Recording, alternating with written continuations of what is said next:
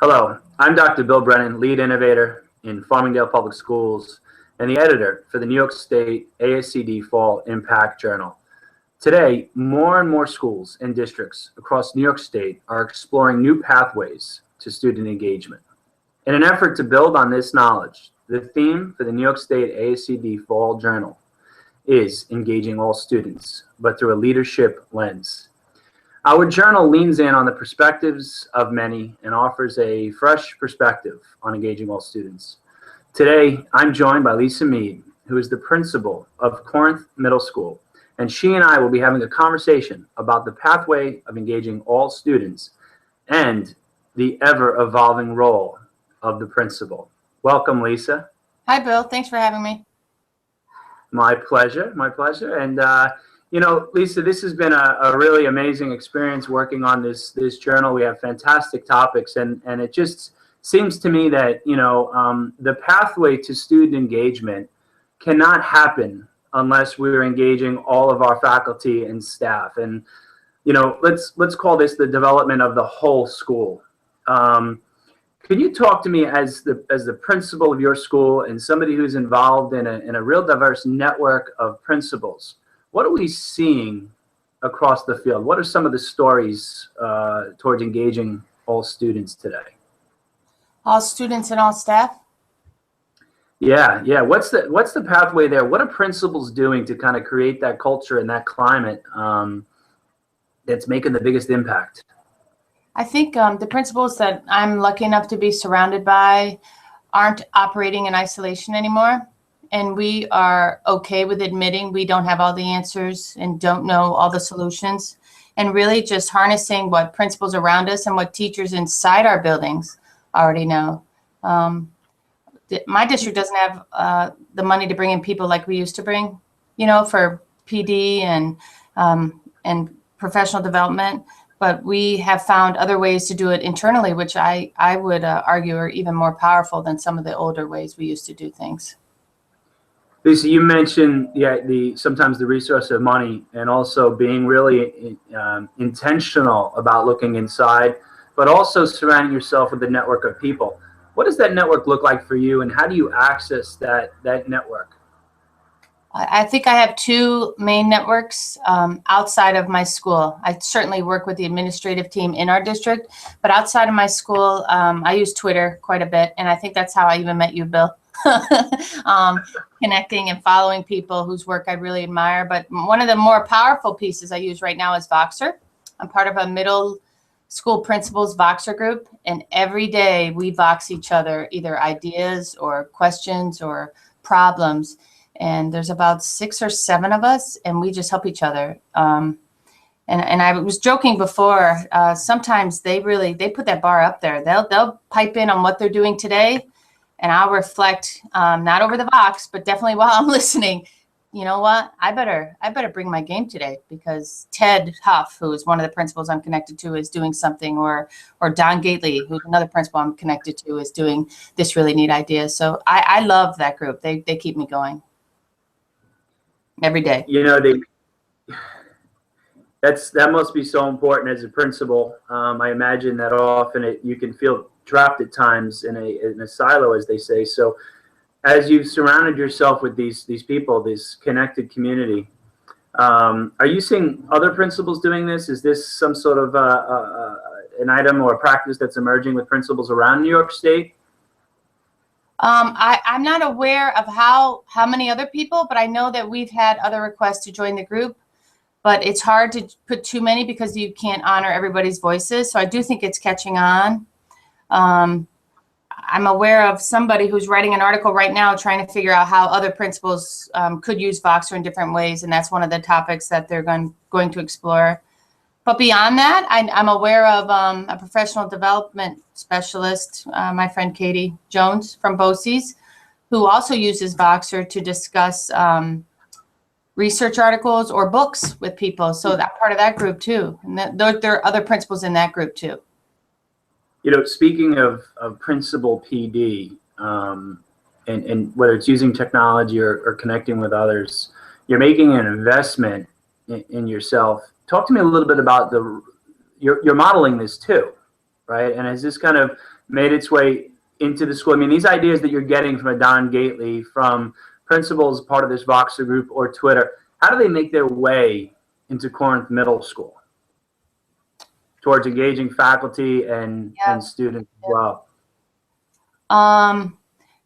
Well, that's an awesome question. I have to think about that. I think anytime I try a new idea or someone will come up to me and say, where did you get that idea? I am first to say who gave it to me and where, and where they're a principal. I also push out information to my staff every Monday, and I give credit there. But beyond that, I think when teachers see me using tools like Voxer or Twitter, or even, you know, a low-tech tool like Padlet, I think somehow they've gotten the message it's okay to try the same. So slowly, I'm seeing more teachers join Twitter because they can't believe the resources I'm finding. I think before then they thought I, you know, had like this 24-hour machine where I found all these things. And I was like, no, it was just on Twitter. Like, just go to Twitter. So that's building, Voxer's building. But I think as we model it, people see that it's okay to take that risk and try it. And you can take away what you want from it. You know what I mean? There's no recipe. You don't have to do Twitter a certain way or Voxer a certain way. You just have to try it and see what works for you. You know, I want to go back to that point that you made a little earlier. You know, we don't know what we don't know. And I've always said we don't know yet. And it's about being comfortable with ambiguity, being comfortable with being uncomfortable at times. And as principals, as educators, no matter where we are, we have to be okay with being, you know, like in perpetual beta. We're always reinventing ourselves. And so what better way than to surround ourselves with connected communities? You may have heard me say this. I think it's almost as if we can draft off the learning of other people across the world. You know, we see birds doing this as they fly. We see fish doing this as they swim. And interestingly, you know, somebody once shared this with me. Fish flow through water, birds flow through air, but people flow through relationships. Oh, wow. You mentioned earlier about honoring voice. And I want to kind of turn in a little bit now to inside the organization. I know that you've done some marvelous things, and some of these ideas some of these ideas have come from the outside, whether it be faculty smackdowns or honoring the voice of faculty who are taking a risk and trying something. What has that meant to your school? I think I'll back up just a little. I've only been the principal here 4 years, and I replaced a really beloved leader who passed away from lung disease, and people loved him. So they miss him every single day. So I knew going in that and I forgot to mention, my building didn't get to pick me as the principal. I was just reassigned. So that's just perfect, right? That's just perfect. You lose your principal that you love, and you don't get to pick your new principal. Recipe for success. So I knew coming in, I had to really use the talent that was here and make people feel heard. So one of the ideas we committed to was, you mentioned the faculty smackdown. I asked teachers, it started with tech. I wanted them to model a tech tool because we were at the beginning stages of using technology more. And I'd read a piece by Brad Curry about technology smackdowns and how he's done those at the end of different workshops and faculty meetings. But what I said to my staff was, everybody will stand in front of this group before the end of the year one time and share something. I don't care what it is, but every single person in here has a neat trick that we could learn from. So they signed up for their month, and they would we'd end every faculty meeting with, 3 or 4 teachers sharing a technology tool, a learning strategy, an organizational tool, some way they set up their classroom, whatever they wanted. And that really slowly, I found more teachers were signing up. So that really became quite a few of our faculty meetings. It was just people sharing. It was really awesome. Such a great use of time. Yeah. And it only takes a couple of minutes, right? The commitment was 2 minutes. And you didn't have to prepare anything formal, but of course teachers always do because they're awesome. And but the neat part was, so if you heard one teacher speak about something, you knew who you could go to get more information after. So I could see people seeking each other out without me even being a part of it. It was really, really amazing. And I thought year 2 they wouldn't want to do it anymore, so I took it off the agenda. And I had people come to me, especially my team leaders, and say, "What are you doing? We have to do SmackDown." So we had to add those back on. You know, as I hear you talk, I'm thinking about this one word, you know, the experience. You know, yesterday in Farmingdale, we had Google expeditions here. And so our students, grades 2 through 5, got a chance to partake in these, you know, virtual field trips through Google expeditions. And there's really no way to describe it. There's just fantastic noise and energy and enthusiasm and curiosity around learning. And what we're talking about here is a similar thing emerging, if you will, for our faculty, for our adults. And what an important time in the context of education today for educators to not just adapt to the changes that are being put on us, but to drive, to shape the conversation in a way that we believe is the way that it needs to go. And so I look at the work you're doing, and educators all across the state who are actively connecting with each other with these diverse knowledge networks of people and putting these ideas into place. But it's the principal who creates that culture or influences that culture, that climate for people to want to take risks. And I think about that energy you described with the kids, right? With expeditions and the energy I can feel when I'm at those meetings, like that's really what we want school to be about, right? That's school. You're exactly right. And, you know, getting to that word energy, you know, this is the experience that I'm seeing at conferences. You know, Farmingdale has hosted now for a couple of years it's called the Long Island Connected Educators Summit. And it's a couple sessions. Some are just conversations that are pre-planned, but then there's the Ed Camp style at the end of the unconference. And I can only describe it as an incredible energy, a sense of connectedness to each other. And I think that educators today are craving this, absolutely craving this. Well, you know that because everybody goes to Ed Camps everywhere, all over on their own dime, right? On Saturdays. How many people are at Ed Camps? Hundreds. But I think they crave having voice at this point, having some skin in the game. And what I'm experiencing and seeing with educators in Farmingdale and across the state is this sense of rejuvenation. But let's think about this from a building level or even a district level. And when we can look at PD, and I don't even like that term.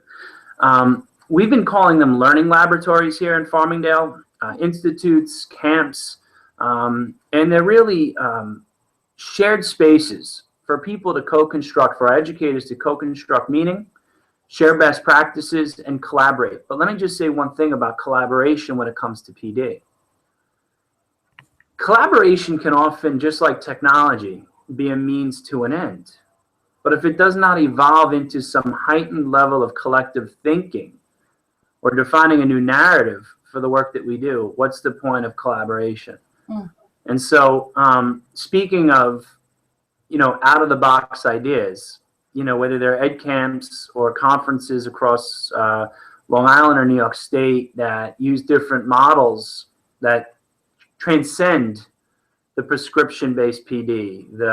I'm going to tell you everything I know. There's people taking risks like we've never seen before. Let's talk about Tony Sinanis. Like, talk about his. Yeah, how awesome! He wrote a blog post a little while ago, and he took the SmackDown idea. Okay, so not having teachers present, but he had kids sign up and offer different sessions to teach his teachers about different technology tools. I mean, that's awesome, right? And just so brave. So the teachers, he admits that it was a risk, but he was just so surprised at how much the teachers embraced it. But he has awesome teachers. If you follow him on Twitter, his school is awesome. But how they were willing to switch their role to learner and let the kids really do the leading, which is awesome. Yeah, that's Tony. And when you take all these pieces that principals are doing, directors are doing, assistant superintendents are doing, it's really not about the innovations as much as it is about reculturing. And the funny thing is that, you know, I was talking to somebody a couple weeks ago. Do you know why there's like 500 or 1,000 different leadership models out there today? Mm-mm. Because nobody knows what they're doing. Nobody knows what they're doing. We are in perpetual beta trying to figure this out all together. Yeah. And so the only way to do that is, like you said, to look outside, but also to look inside.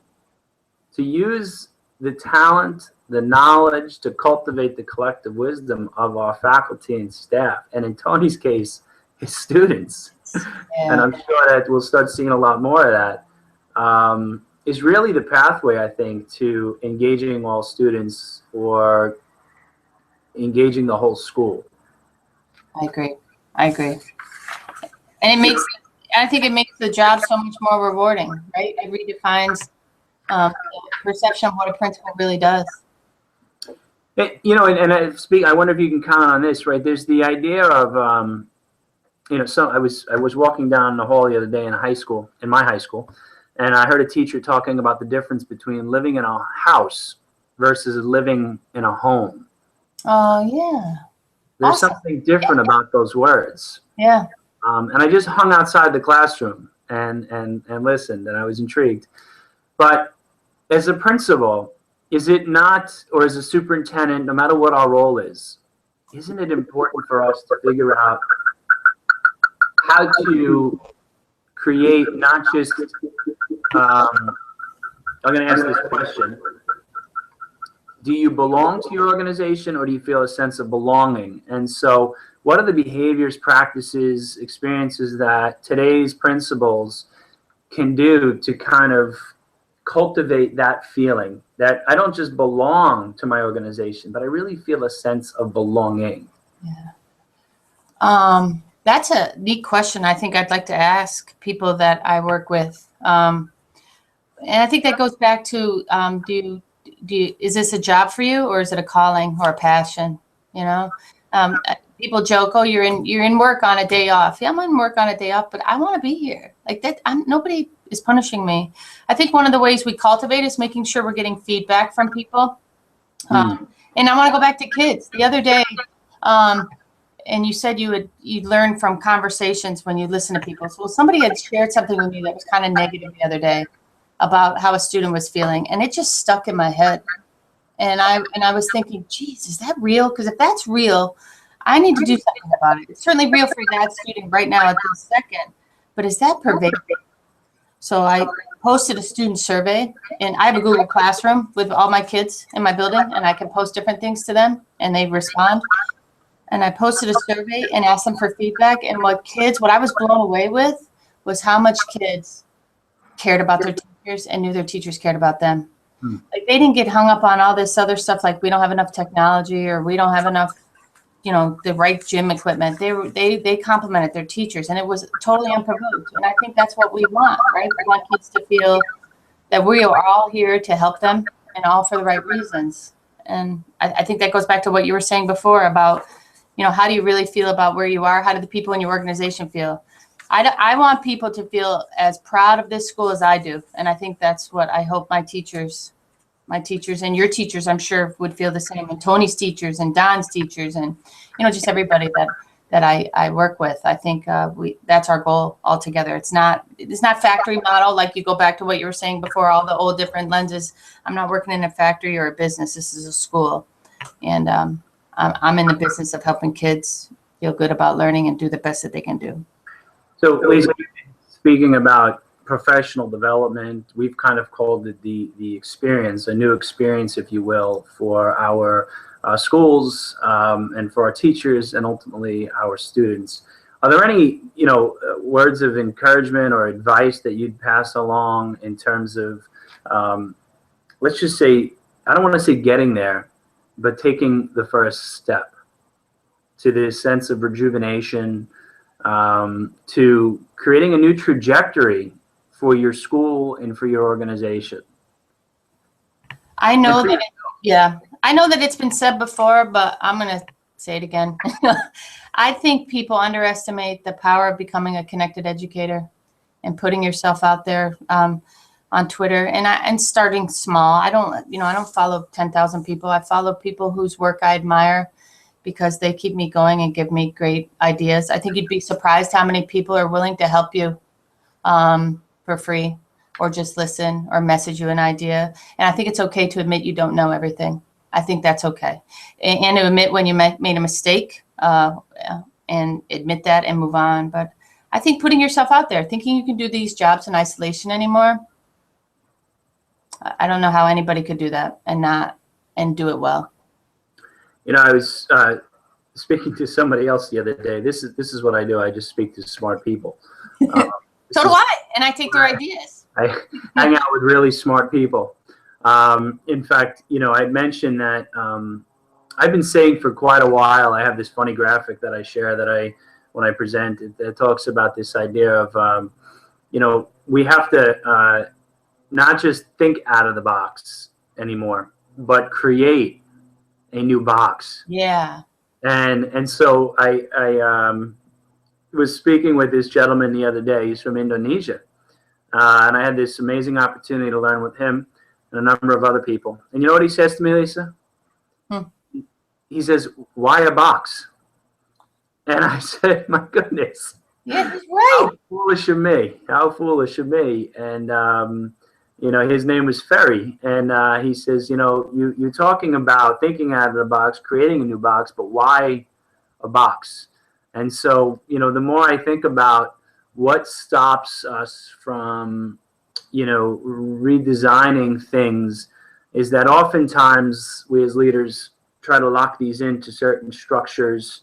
And so the ongoing work that I've been trying to do here in Farmingdale, and I know across the state, you know, you have been doing, the folks connected on Twitter and New York Ed Chat, and all these connected communities, is to find creative ways to disrupt our institutional memory. You know, the memory that we've created within our schools and in our organizations. And I think that often starts with disrupting your own thinking. You know, what is the relationship that you have with your thinking? Yeah. And what are the avenues or opportunities that you allow people to explore new pathways of thinking, connect with other folks, and is essentially help us grow as individuals, but as an organization. And so this idea of being what a next gen learning organization, what that looks like. Yeah. One that just not learns, but continually masters the cycle of learning and unlearning. Yep. So some of that would be being okay with being vulnerable, right? Most certainly. Yeah. Yeah. I think, is it Brene Brown? I was watching a TED Talk the other day. She said that you cannot have creativity and change without being vulnerable. And I think that's some of what we do when we try to help each other. It's okay to admit, I don't know. It's okay, this might fail. It's okay, this might not look like what I think it'll look like, or I don't even know what this is going to look like, but we're going to give it a whirl. Okay? And that goes back to erasing your memory piece, not knowing what it'll look like before I get there. So, Lisa, I really appreciate your time today. And, you know, we've been talking about professional learning, let's call it, kind of new pathways, if you will, towards the development of our own self, but also the way that we as leaders can create the conditions for our organization to also step out of their comfort zone. And I don't know that we need to limit that today to this idea of distributive leadership, which certainly was an important model. But what I'm hearing through our conversation now and through the articles that are part of this journal and many of the stories across the state is this idea of cultivating conditions for emergent leadership. Leadership is everywhere in our organizations. We just have to figure out how to tap it, create those conditions for it to emerge. And I know that great things would happen. We're seeing a lot of really fun, awesome, deep learning experiences in Farmingdale, and we're only benefiting from the learning of you and many others across the state. So it's been a pleasure speaking with you today. I look forward to collaborating on much more and continuing to learn with you. Thanks so much, Bill. This was fun. Same here, Lisa. Have a great day. You too. Take care. Take care.